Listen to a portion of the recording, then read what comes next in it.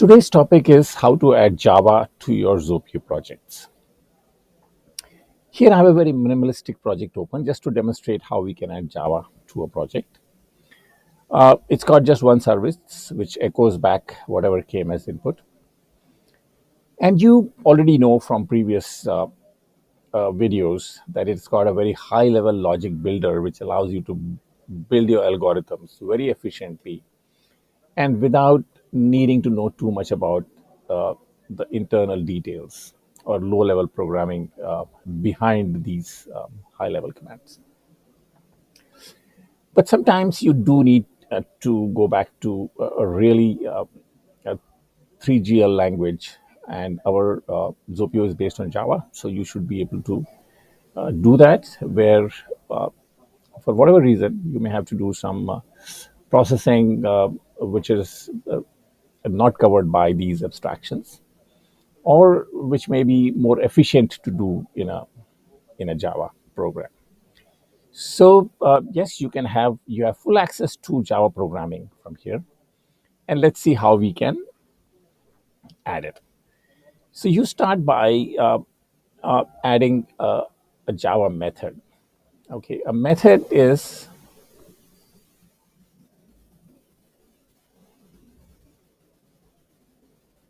your node to represent any piece of Java logic. So if I drag and drop this here, I get a blank shell here, which looks like a method of the project. And here you can write whatever Java code you want. Now, a method inside your project has two parameters, and both of them point to some node in your schema.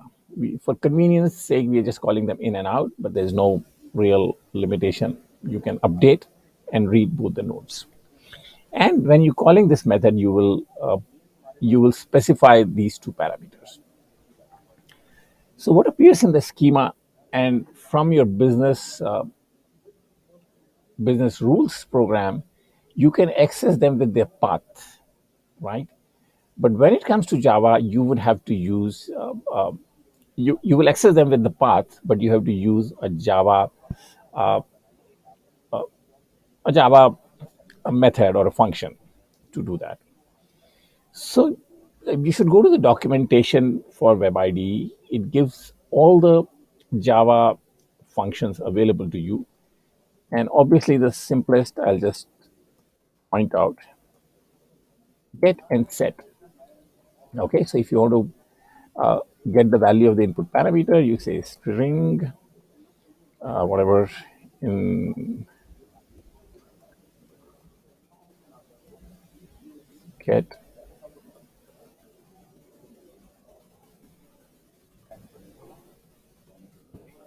So this is just this is an example, and really for real life examples, you should refer to the documentation where it explains exactly how the get and set work. So this allows you to access pretty much anything from the schema using this get and set, and you can do any kind of processing in here. And once you're done with this program, then what you would do is you would go back to your original logic builder, and then you would just simply call this method. And when you call, you have to pass the two parameters, the same parameters that we had inside the method body, right?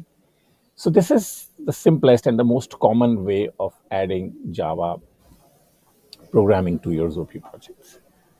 There is another way which I'm going to point out right now, is that there is a command called Java itself inside your logic builder, which allows you to add the Java program in line. Obviously, this is useful when you want to do only short 3 or 4 lines worth of processing. Then it doesn't make sense, or probably it's not worth making a different method and calling it. You can just do that right here. So whatever we put in the inside the method, we can put here.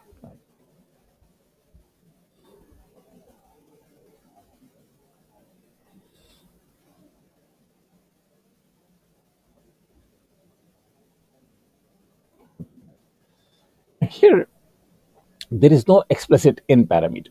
So this defaults in as well as out will default to the context node, right? The current context node, that is where this Java is invoked, will point to the in and out parameters of an inline Java snippet.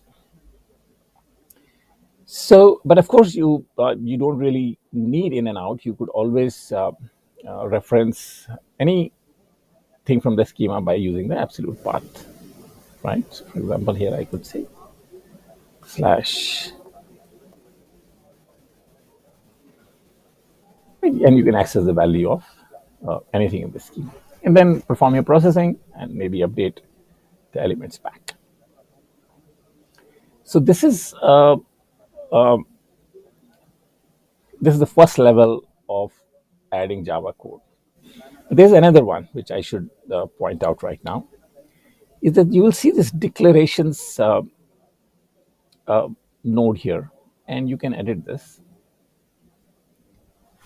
And inside this, you can have any kind of function. So, for example, I can declare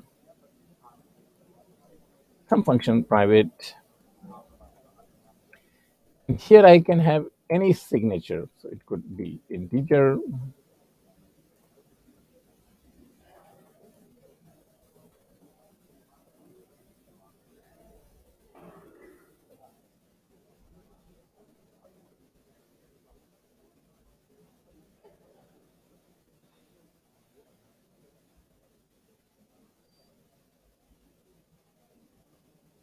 whatever. Now, this is a function which you can call from inside your method. So, for example, I could go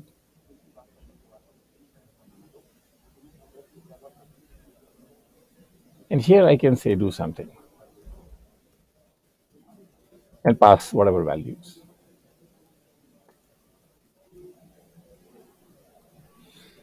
So, if you have some utilities or some function that you want to call frequently, this is used for sometimes you want to do some format conversion, some you want to rationalize some strings, do some string processing. So just make functions, put them in declarations, and you're free to use them anywhere.